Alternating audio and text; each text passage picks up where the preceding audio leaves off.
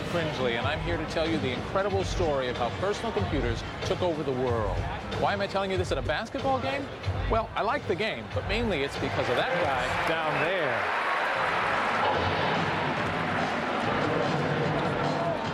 His name is Paul Allen, and everything you see here belongs to him. The Portland Trail Blazers basketball team, their arena, even the dancers. Thanks to personal computers, he has $8 billion to spend on such toys. 20 years ago, Allen and his high school friend Bill Gates were running a two-man software company called Microsoft. Today, Allen is richer than God, and Gates is richer than Allen. 20 years ago, young men like Paul Allen and Bill Gates invented the personal computer, and in doing so launched a revolution that's changed the way we live, work, and communicate. It's hard to believe that 20 years ago there were no personal computers. Now it's the third largest industry in the world, somewhere between energy production and illegal drugs. But the most amazing thing of all is that it happened by accident, because a bunch of disenfranchised nerds wanted to impress their friends.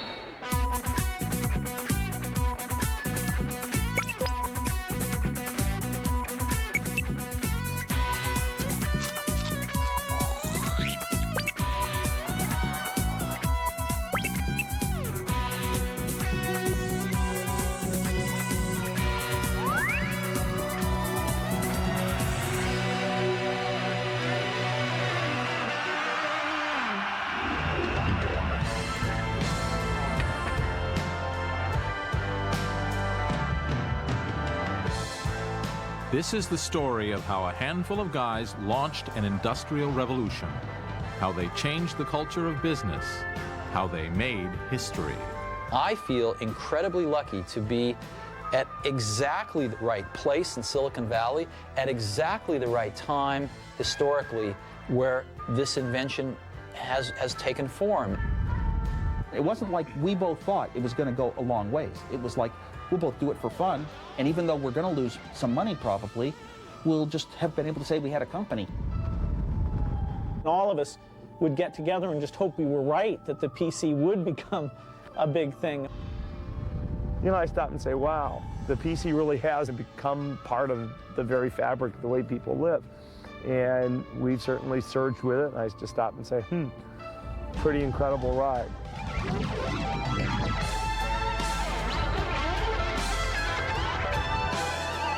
Most of these people come from the place I call home, the Silicon Valley south of San Francisco, California.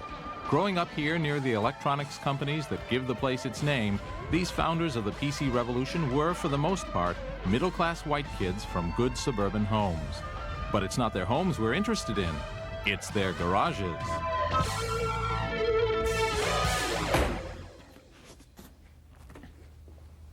This is my garage, and this is all my junk. I'm probably one of the few guys in Silicon Valley who actually has room in his garage for a car. Most everyone else seems to use theirs to start computer companies and create great fortunes. But I don't have a fortune. I'm a failure. I've written computer programs that almost ran, and I've designed and built hardware devices that frankly didn't work at all. But I'm the ideal guy to tell the story of the personal computer business because I'm its premier gossip columnist. And everyone tells me all their secrets. And this is my home, where I write a gossip column for a computing magazine. Sorry about the mess.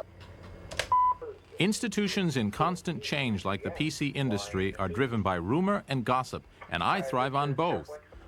My electronic mail address is deluged with inside information about everything from product flaws to who's sleeping with whom. What ties these gossipers together is a desire for truth. These people and their love of technology have fueled the PC revolution. To understand them is to understand that revolution. So let's go find some.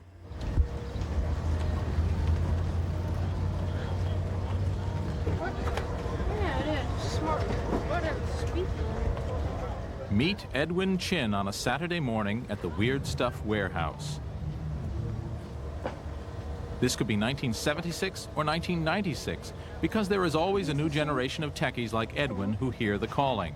Most other kids are watching TV, but not Edwin. You know, I'm interested in the electronics and technologies, and hobby since I started when I was like 6 or 7, you know. How old are you now, Edwin?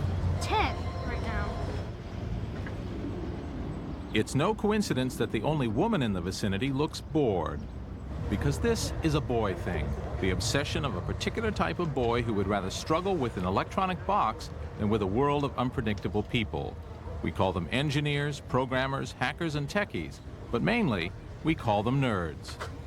I think a nerd is a person who uses the telephone to talk to other people about telephones. And a computer nerd, therefore, is somebody who uses a computer in order to use a computer. And people have like different degrees of passion, different types of passion. You know, some people like, they just like live databases, and like fifth normal form is just like nirvana, and like they just quest for it, you know. Like that's like what gets them up in the morning. What do your friends think of you? Boy, he's a nerd. Yeah, but I don't mind. I'm used to being called a nerd. Can't have other people stop your dreams. You've got a very wide wire. And in Silicon Valley, the dream is to grow up to become a boy like this. It doesn't make any difference at all to you whether it's on one of this machine. Graham Spencer is chief programmer for Architects Software. 6 guys who graduated from Stanford University and started a company just because they like each other. This is a modern-day startup, but at heart, it's no different from PC pioneers like Apple or Microsoft. Nerds who share a dream. Their hobby is their business, and the culture they've created is identical to that of 1,000 other technology companies. First, they dumped the idea of 9 to 5. In this industry, you can work any 80 hours per week you like. And then I've got my cap, which I use to cover my eyes and sleep in the early morning while everybody's coming in. We didn't even obey a 24-hour clock. We'd come in and program for a couple days straight. We'd, you know, 4 or 5 of us, when it was time to eat, we'd all get in our cars and kind of race over to the restaurant and sit and talk about what we were doing. Sometimes I'd get excited talking about things I'd forget to eat, but then, you know, we'd just go back and program some more. It was us and our friends. Those were fun days.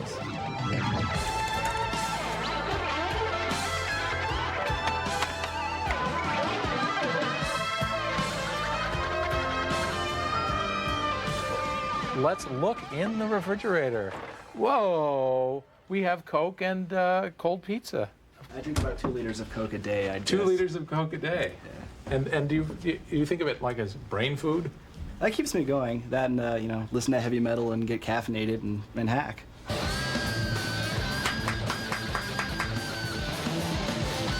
I'd sit down in my room on the floor with sheets of paper spread all around with my computer design I was working on, and always I noticed that I was up pretty late at night and I had lots of Cokes, just it's part of that life. Combination of stale pizza and body odor and sort of spilt cola kind of ground into the rug. I'd brought some spaghetti to work and then forgot to wash out the container for the last couple of days, maybe 6 or 7 if I had to be honest. Oh, that smells bad. Eating, bathing, having a girlfriend, having an active social life is incidental. It gets in the way of code time. You know, writing code is the primary force that drives our lives. So anything that interrupts that is wasteful. What is it about the internal logic of a computer that's so enticing? For one thing, such logic can be understood, as opposed to things that can't be understood at all, like the motivations of young women, say, or of the French. Let me explain. Time for the Cringely Crash Course in Basic Computers, Part 1. This is a mainframe computer. All of these cabinets are one machine. In the old days, all computers were this size. They were tended by engineers in white coats, a kind of priesthood who took their jobs very seriously. Now, all computers work pretty much the same, whether it's a giant that serves 2,000 users like this one, or a little notebook that serves only me. They process numerical data, adding, multiplying, comparing. Fact is, if you can quantify it, a computer can handle it. It's the emotional stuff they don't know what to do with. The data must be put into a special binary code consisting only of ones and zeros. And you have to give the computer instructions, also in code, to tell it exactly what to do with the data and in what order.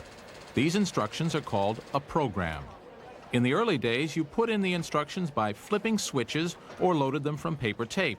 This was called machine language. It made computers a pain to use. Even worse, every type of computer spoke a different machine language. While the ENIAC could compute the 30-second trajectory of a shell in 20 seconds, operators required 2 days to program it to do so. Then a U.S. Navy captain named Grace Hopper solved the problem. She invented a computer language, English words that the computer itself could translate into binary code. Now users could type whole lists of instructions into a computer rather than flipping those damn switches. Like most things having to do with computers, that first language had a silly name, COBOL. It was followed by other languages like Fortran and BASIC, and they all made computing just a bit more user-friendly. So when some nerd tells you he's been up all night programming or writing software or hacking code, what he really means is he's been typing long lists of instructions into his computer. Mainframe computers were far from personal. They sat in big air-conditioned rooms at insurance companies, phone companies, and the bank, and their main function was to get us confused with some other guy named Cringely, who was a deadbeat and had a criminal record. Eventually, computer terminals did begin to appear in some schools, but most of us paid no attention. But there was usually one kid who did pay attention, falling in love with the digital purity of those ones and zeros. He was the nerd. And I took this book home that described the PDP-8 computer, and it was just like a Bible to me. I mean, all these things that for some reason I'd fallen in love with, like you might fall in love with a card game called Magic, or you might fall in love with doing crossword puzzles or something else, or playing a musical instrument.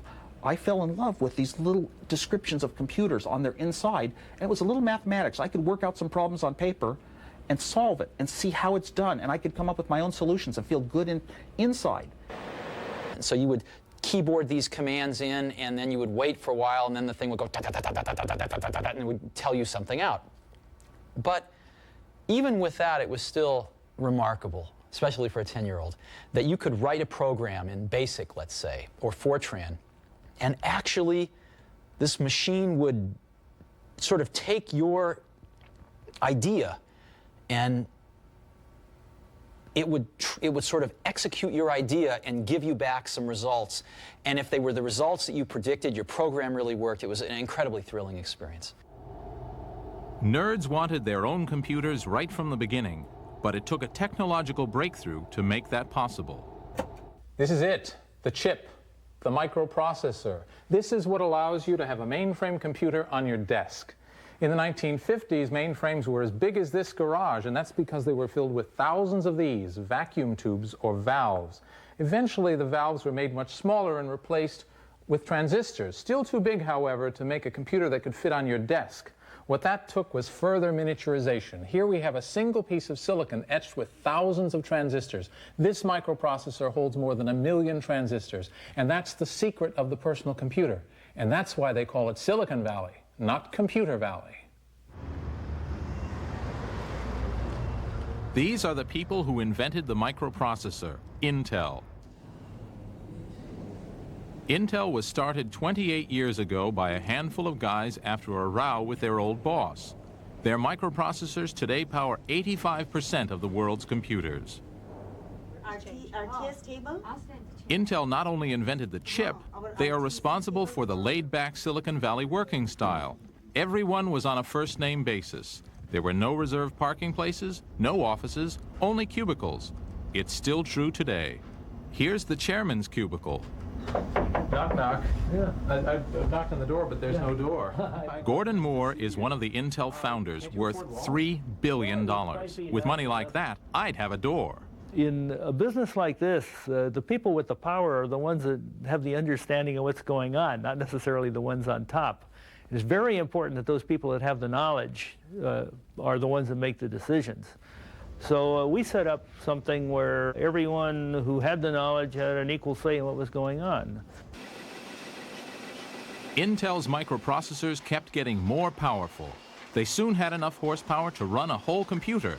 Only Intel didn't appreciate the brilliance of their own product, seeing it as useful mainly for calculators or traffic lights. Intel had all the elements necessary to invent the PC business, but they just didn't get it. Lucky for us, someone did.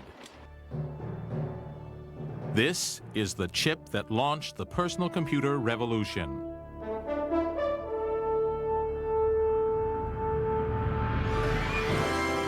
This is the magazine that announced it.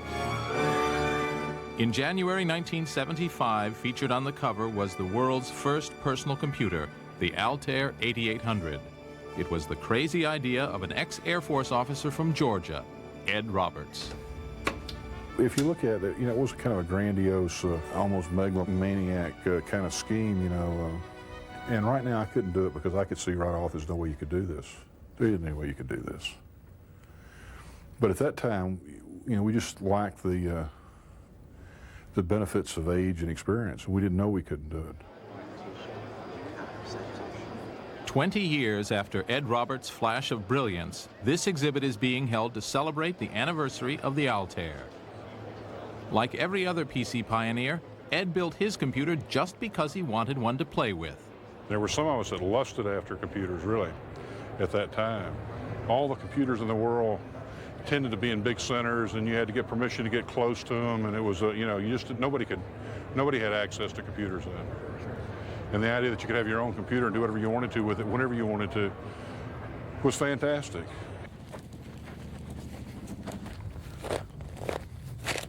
And where was all this happening? It was far from Silicon Valley, Intel, or IBM. Out in the desert near the airport in Albuquerque, New Mexico, Ed Roberts ran a calculator company called MITS. Having an ugly building wasn't its only problem. MITS was going bankrupt. Nobody was buying calculators, and Ed needed $65,000 just to stay afloat. And we went to the bank and had a late night meeting, and the issue was whether we closed MITS down or they loaned us an additional $65,000. And I was asked how many machines that I think we would sell in the next year after it was introduced. And I said 800, and was considered a wild-eyed optimist at that. Within a month after it was introduced, we were getting 250 orders a day. Started about 6. The Altair wasn't even a computer. It was a computer kit. Whoa, this is a pretty well-equipped machine. You had to build it yourself, and even then it usually didn't work. Still, the demand was amazing. And there were actually people that came to MITS, a couple people with camper trailers, and camped out in the parking lot waiting for their machine. I mean, they were so eager. I mean, I think everybody had sort of daydreamed, or Walter Mitty, about owning a computer. The surprise was that it would be possible for the average college student, for example, who was living on bare subsistence, to actually buy a computer. This is what really amazed me, was that people were there was a sort of a pent-up demand for having your own computer. And if it could be that cheap, what a wonderful thing.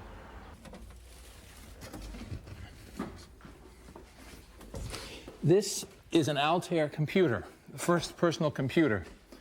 And not just any Altair. This is Altair serial number 2, the second one made. The first Altair made was sent off to be photographed at a magazine and was lost in the mail. So this is the oldest personal computer in the world. Pretty historic junk, but the question is, what do you do with it? I mean, it has a front panel with switches that you can click back and forth and some lights, but in the back, there's no place to connect a keyboard, there's no place to connect a monitor, there's no place to connect a printer. In fact, there's practically nothing at all that you can really do with this thing. But back then, 1975, the people who had it were thrilled.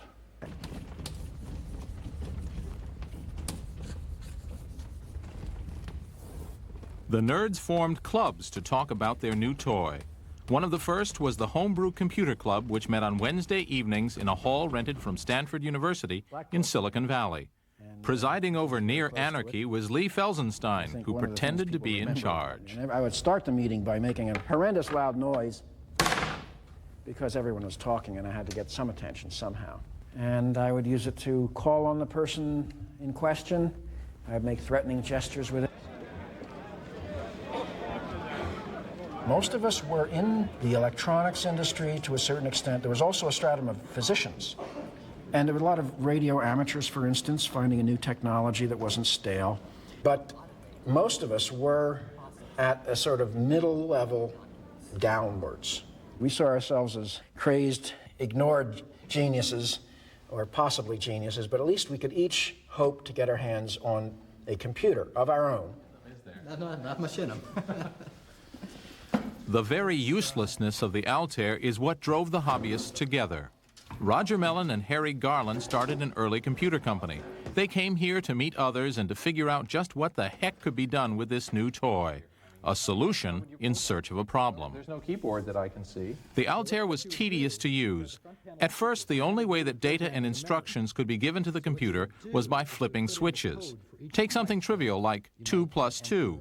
Each 2 needed 8 different switches to be flipped, then a 9th switch was used to load them all. Add required another 9 switches. The answer 4 was if the third light from the left turned on. Eureka! So if you had a program that was 100 bytes long, you had to go through this procedure 100 times to load that into memory. It took a long time. I bet it did. And what happened if you lost power or you lost your way in the middle? You cried. The Altair may have been frustrating, but it drove the nerds to experiment, finding real uses for the useless box, turning it from a curiosity to a computer. Steve Dampier set up an Altair, laboriously keyed a program into it. Somebody knocked the plug out of the wall, and he had to do that all over again, but nobody knew what this was about. After all, was it just going to sit and flash its lights? No. You put a little transistor radio next to the Altair, and he would, by manipulating the length of loops in the software, could play tunes. The radio began playing The Fool on the Hill. Da-da-da-da, da-da-da-da, in the tinny little tunes that you could tell were coming from the noise that the computer was generated, being picked up by the radio. Everybody rose and applauded. I proposed that he receive the Stripped Phillips Screw Award for finding a use for something previously thought useless. But I think everyone was too busy applauding to even hear me. It was a very exciting thing. It was probably the first thing the Altair actually did. Turning the Altair into a useful tool required a programming language so users could type their programs in rather than flipping switches. What it needed was a version of some big computer language like BASIC, only modified for the PC. This was called a basic interpreter, but it didn't yet exist because the experts all thought that not even BASIC was basic enough to fit inside the tiny Altair memory. Yet again, the experts were wrong. Here comes the guy who solved the problem. 20 years after finishing the first microcomputer BASIC, Paul Allen is returning to Albuquerque for a celebration of that event, this time with his $15 million jet and 3-foot red carpet. At a time when I was killing brain cells, this guy was founding an empire. He has come to eat rubber chicken in honor of the Altair's 20th anniversary. I'd like to introduce to you Paul Allen.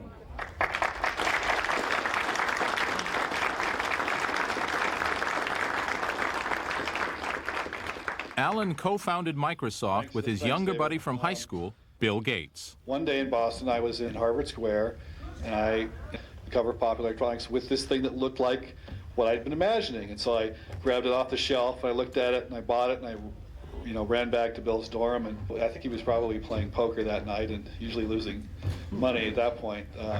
One of the few times when that's been the case. Paul showed that to me. Then, okay, here was a company that would be needing software. And he said, okay, well, we got to call these guys up and see if this thing is for real. We realized that things were starting to happen, and just because we'd had a vision for a long time of where this chip could go, what it could mean, that didn't mean the industry was going to wait for us while I stayed and finished my degree at Harvard. So called up Ed, we told him we've got this BASIC, and it's just, for your machine, it's not that far from being done, and we'd like to come out and show it to you. So we created this BASIC interpreter. Paul took the paper tape and flew out. In fact, the night before, he got some sleep while I double-checked everything to make sure that we had it all right. but I had no idea what it was really going to be like to try to run the software. It had never been run on an actual computer before. He was very nervous about whether this would actually work. And he got to the office, and we all gathered around, and he put his fingers on the switches, and he loaded BASIC in with paper tape into the Altair. You know, I was so nervous. It's not going to work. And it worked. And it came up, and it could do a few little simple things. And it was amazing when Paul called me up and said the thing had worked the first time. And of course, it was incredibly fast. And it printed out memory size, and I think Bill said, well, it printed something. And so I said, yeah. Oh, that was unbelievable. The fact that it really worked was a breakthrough. Maybe there wouldn't be a Microsoft if the screen hadn't come alive. Who knows? It might all be quite different.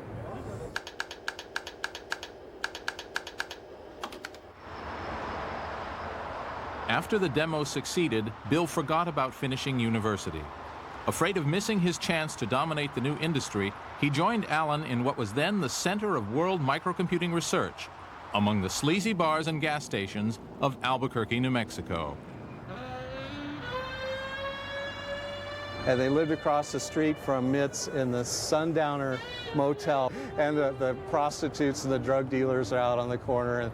And they were writing BASIC for the Altair computer. And gradually, they actually started Microsoft here in Albuquerque. So we hired some of our high school friends basically to come down and stay with us in our apartment, which became very crowded. Well, we were pretty young. We started when I was 19, and so he just had a lot of energy. They worked really hard. They listened to really loud music. I could hardly stand to go in the software room sometimes because the music would be banging off the walls, mostly acid rock. You know, we usually go out, eat pizzas, and then go out and watch action movies. They would work all night long, and there were days when Bill Gates would be sleeping on the floor in the software lab. And sometimes it would be Bill and these two other guys all, you know, sitting on tables around the apartment with stacks and stacks of paper, writing, converting to BASIC for the 8080. I still know the source code by heart, and that was a work of love. You know, we just kept tuning and tuning that thing, and so that kind of craftsmanship paid off. BASIC let the Altair be used for both fun stuff and real work. People attached terminals to the computer and began writing games, word processors, and accounting programs. Most of us didn't notice, but soon there was a thriving industry for enthusiasts. By the end of 1975, dozens of other companies were building microcomputers. We created an industry, and I think that goes completely unnoticed. I mean, there was nothing. Every aspect of the industry, when you talk about software, hardware, application stuff, dealerships, you name it, was all done at MITS. It was a wild time. It was a very exciting time. And the first user convention, where we got people to come in and tell us what they were doing, what they were excited about. And other companies like Processor Technology or IMSI or Comemco got going as add-on companies. These companies are long forgotten, but they were the humble beginnings of the PC industry. Left in the hands of those early hobbyists, the PC might have never made it to the shopping mall.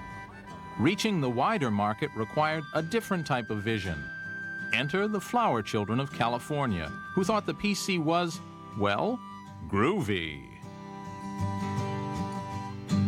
From the safety of secret committees, they talk about the danger of war.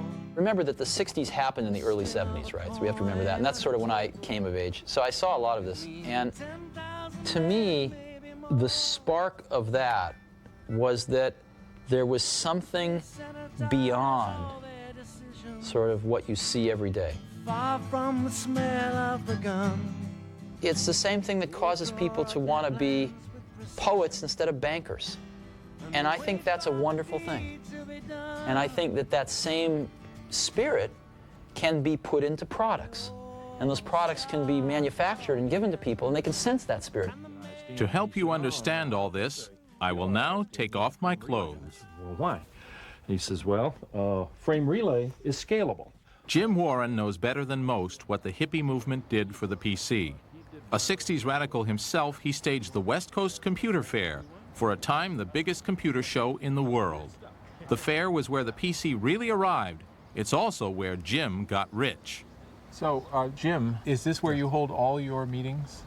As many as possible. Sure, why not? This is how Silicon Valley entrepreneurs conduct business? I don't know whether it's how entrepreneurs conduct. Believe it or not, Jim once taught mathematics at a Catholic girls' school. Bubbles, Bob? Sure. Okay. Jim was immediately fascinated by the PC, like many Bay Area hippies. The California counterculture was crucial to the PC's development. And the whole spirit there was working together, was sharing. You shared your dope, you shared your bed, you shared your life, you shared your hopes.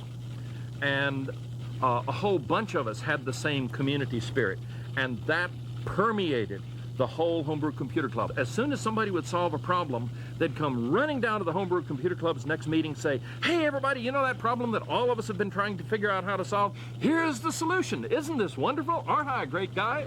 And it's my contention that that is a major component of why Silicon Valley was able to develop the technology as rapidly as it did, because we were all sharing. Everybody won. Out of this creative show and tell came Apple Computer, the first mass-market PC company. The Apple founders, a couple of recent graduates from Homestead High, were regulars at homebrew meetings. Steve Wozniak was the technical wizard, and Steve Jobs was the visionary who saw microcomputers as a possible business. The first Apple computer was primitive. It was cobbled together by Woz to impress his friends at the homebrew meetings. Everybody was interested in computers, so I started getting a crowd around me, because even though I was too shy to raise my hand and say anything in a club meeting, after the club meetings, I would put my computer that I had built, and every week it had a little bit more working on it too. But I would set it down and let people type on the keyboard. I would explain what's in it. If they come up to me and ask a question, I can answer.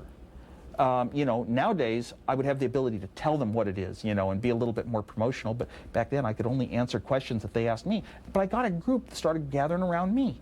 And Steve Jobs saw that I had a lot of interest around me at the club, and he said, let's start selling it. And let's make this company. Came up with the name Apple, and that's how it started.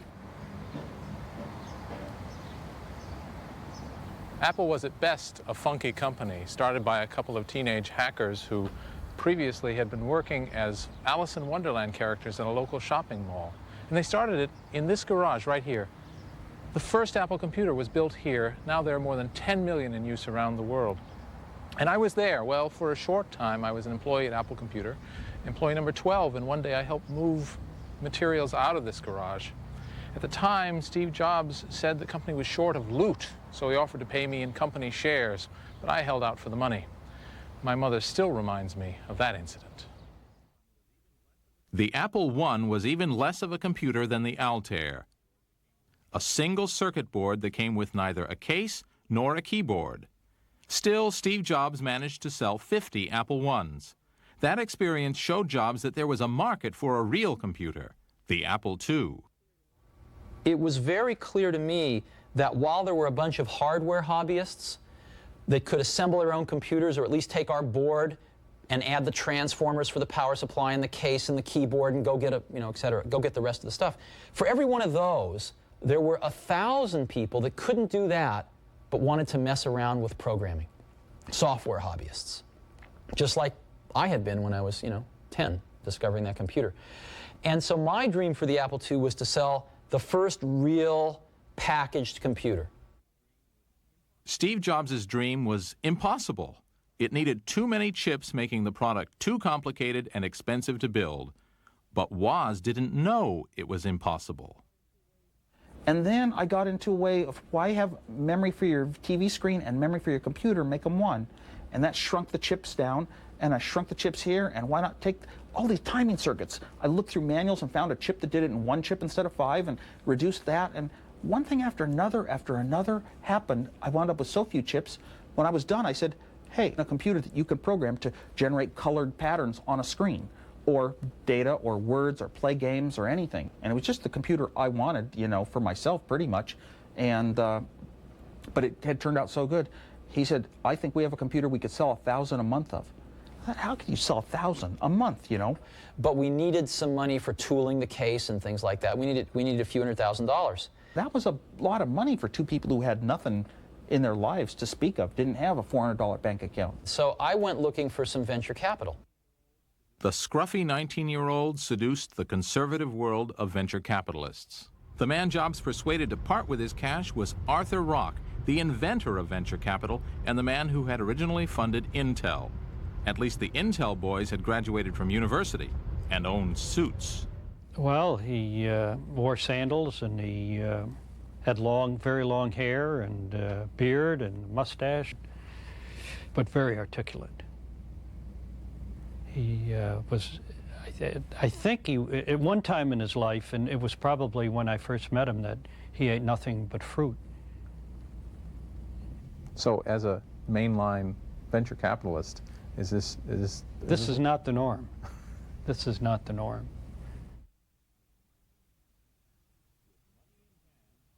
With money in hand and under occasional adult supervision from an ex-Intel manager named Mike Markkula, Woz and Jobs finished the Apple II and ordered a local factory to build 1,000 machines. 2 years passed between the Altair and the Apple II, and in that time a lot of things changed. We went from a computer that was designed for hobbyists and engineers and certainly looked like a piece of test equipment to a computer that looked like a piece of consumer electronics. And we can thank Steve Jobs for that. His sense of design demanded that this structural foam case be used for the Apple II, the first case of its type on a personal computer. And not that there wasn't good engineering inside either. The Apple II was a model of efficient engineering. Here's the floppy disk drive controller, for example. There are 8 chips here where previously there would have been 35. This is an amazing bit of engineering that we can attribute to Steve Wozniak, who was certainly the Mozart of digital design. And all told, it turned the Apple II into a sensation. The Apple II was launched at Jim Warren's West Coast Computer Fair, one of the first big microcomputer shows. The 1978 show drew thousands of attendees and dozens of exhibitors, many of them members of the Homebrew Computer Club, which spawned most of the early microcomputer companies. But there was only one company showing something that looked like a modern personal computer. Right by the entrance, in a prime spot negotiated by Steve Jobs, sat the Apple II. It mesmerized all who saw it. My recollection is we stole the show. And a lot of dealers and distributors started lining up, and we were off and running. How old were you? 21. 21? Yeah. Fire up the Chevy and drive out to the beach. Following the West Coast Computer Fair, the next 2 years were ones of explosive growth for Apple, with thousands of customers arriving on the doorstep of the tiny office in Cupertino, California. Sales and profits grew so quickly that Apple had more money than the company could spend. And the company was very young. The founders were in their 20s, and some employees were even younger, like 14-year-old Chris Espinoza, who never left. He still works at Apple almost 20 years later. There would be public demonstrations of our product every Tuesday and Thursday afternoon at 3 o'clock. And that was good because it was after school. So I would get out of my, sophomore, junior year of high school. I would ride my little moped down to the Apple offices, and at 3 o'clock I'd give the demonstrations of the Apple II. When we were in the office, it was, hey, jokes and wiring up people's phones to do weird things, just every one of us. I mean, there wasn't a person in Apple, I don't think, for a couple of years that was, super serious. We were lucky. We had, like, the hot product of its day. And some of the people that I did original demos to came up to me years later and said, I founded a $100 million chain of computer stores based on the demo you showed me one Tuesday afternoon at Apple. It's really fun. It went so successful that all of a sudden, Steve and I wouldn't have to worry about work for the rest of our lives. And then it got even more successful and more successful after that. And it was sort of a shock. The Apple II set a new standard for personal computers and showed there was some real money to be made. Rival companies popped up all over, but the market was still hobbyists. Guys with big beards who thought a good use for their computer was controlling a model train set. Loads in the actual program. But for microcomputers to be taken seriously, they had to start doing things that needed doing. Functions that were useful, not just for fun. Over 2,000 programs with The enthusiast market had its limits. To reach the rest of us, the Apple II needed what nerds call a killer application. Software that's so useful that people will buy computers just to run it. For the Apple II, this application was called VisiCalc. It came straight from the blackboards of the Harvard Business School. Invented by a graduate student, Dan Bricklin, with his programmer friend Bob Frankston, VisiCalc was the first electronic spreadsheet. A spreadsheet is a tool for financial planning, bringing together for the first time the seduction of money with the power of microcomputing. Dan Bricklin's professor at Harvard showed how companies used a grid of numbers on a blackboard to work out profits and expenses. 60 down here, and your profit would be this minus this, which gives you 40. And then, well, let's see, what's the sales growth? We'll say there's a 10%. The trick to a spreadsheet is that all the values in the table are related to the others. So changes in one year would ripple through the table, affecting prices and profits in subsequent years. Students were asked to calculate how future profits would be affected by various business scenarios. It was called running the numbers, and they did it laboriously, by hand. Well, let's say your initial costs have 100 fixed cost at the beginning, so now you have a minus 20 is how much you make the first year. And then the second year you have 100, but your variable, let's say, is 25. So now you're losing, what is it? There's a pain in the neck. I wasn't very good at this stuff. 80, what? No. We failed. 15. We just lost. Minus 15, right? And then eventually you're making money. What year do we make money? And, and how much does the cost of money? That's what running the numbers was. Because each value was linked to the others, one mistake could mean disaster. It blows all your numbers afterwards because you make all your calculations based on other numbers before them. If I had miscalculated... Dan, who had worked as a programmer, started daydreaming about how he could use a computer to replace the tedious hand calculations. I imagined that there was this magic blackboard that did like word processing does word wrapping. If you make a change to a word, it automatically pulls everything back. Well, why not recalculate the same way? So that if I changed my number, I should have used 10% instead of 12%. I could just put it in and it would recalculate everything, go through it. And that would be this idea of electronic spreadsheet. Following a model that's common today, Dan Bricklin designed the program, but got his friend Bob Frankston to write the actual computer code. After months of programming late at night, when computer time was cheaper, the Harvard Business School blackboard came to life. Now we've set this up, okay? Then we type a new value in, okay? Here I'm going to take that 100, and I'm going to change it, right? And here, it recalculated. Whoa! That saved me so much time. People who saw it and went and got it, like an accountant, I remember showing it to one around here, and he started shaking and said, that's what I do all week. I could do it in an hour. What I could do, and they would take their credit cards and shove them in your face. I meet these people now, they come up to me and say, I gotta tell you, it's... you changed my life. Changed my life. You made accounting fun. And you have to remember what it was like in those days. We did not use the word spreadsheet, because nobody knew what a spreadsheet was. I came up with the name Visible Calculator, or VisiCalc, because we wanted to emphasize that aspect. VisiCalc hit the market in October 1979, selling for $100. Marv Goldschmidt sold the first copies from his computer store in Bedford, Massachusetts. After a slow start, VisiCalc took off. What it did in our society, it gave people who were obsessed with numbers, whether they're in business or at home, how much am I worth today? What's my stock portfolio worth? How am I doing against budget on this project? It gave them the ability to play with scenarios and change it and say, well, what if I do this? So put people, in a sense, in control of the thing that lots of people in our society feel is driving them, and that's numbers. The spreadsheet was every businessman's crystal ball. It answered all those what-if questions. What if I fire the engineering department? What if I invest $10 million in pantyhose futures? Look, I'll be rich in under a year and have slimmer thighs at the same time. The computer says so. $5 up, 25!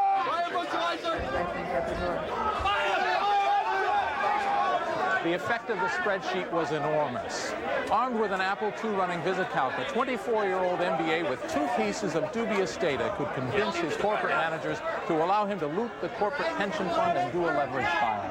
It was the perfect tool for the 80s, the me decade, when money was everything and greed was good. The money seemed limitless. Investments, cash flow. The whiz kids, many fresh out of college, drawn here by the lure of big money. Estimates. He'd made millions for himself and others selling junk bonds. Forecasts or plans. A group that had been motivated by greed. Calc can help you work faster. In 5 years, the PC had gone from a hobbyist's toy to an engine that shaped the times we lived in. Thanks to VisiCalc, the Apple II made history. Everybody you talked to just seemed excited about talking about what we were doing. And there was this huge media explosion, kind of like the internet is receiving today, of this is the happening thing. You read about it over and over and over, and every time you took an airplane flight, you read about it. And every newspaper, every week, you'd read something about small computers coming, and Apple was one of the highlight companies. So we were being portrayed as a leader of a revolution, and we really felt that we were a leader of a revolution. We were going to change life a lot.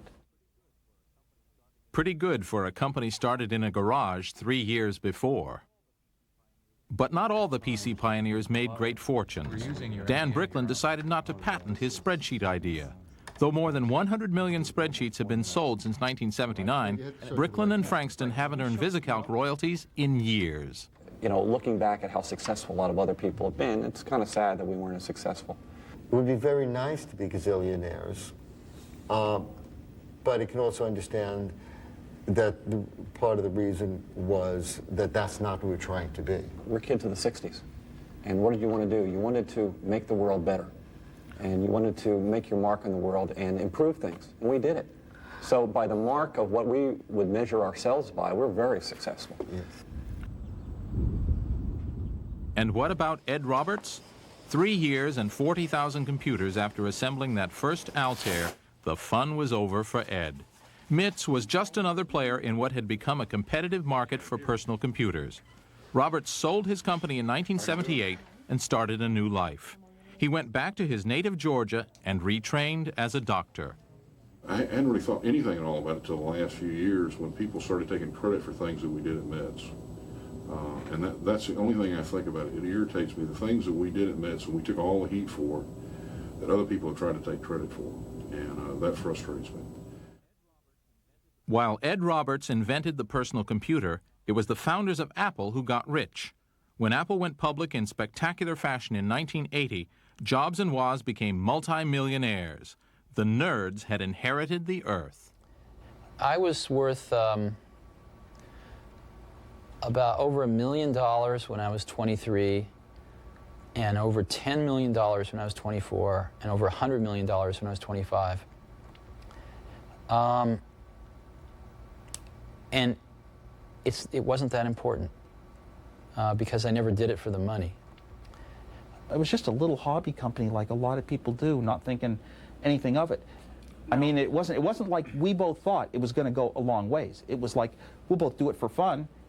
But back then, there was a short window in time where one person who could sit down and do some neat, good designs could turn them into a huge thing like the Apple II.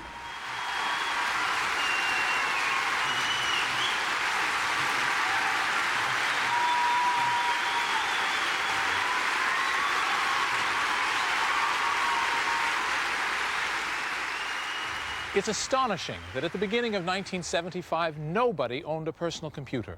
All there was a mock-up on a magazine cover. Yet within 5 years, there had emerged here in Silicon Valley a billion-dollar industry. An unhealthy fascination with technology on the part of a few adolescents had awakened the nerd within us all. PC companies were sprouting like mushrooms to meet the enormous demand. Apple had emerged as the top fungus and had taken 50% of the market. To the boys in Cupertino, every day seemed like Christmas. But Scrooge was around the corner. There was a company that everyone associated with the word computer, a company that expected, no, demanded to dominate its market, IBM. Big Blue was on the move, and Silicon Valley would soon be feeling the reverberations.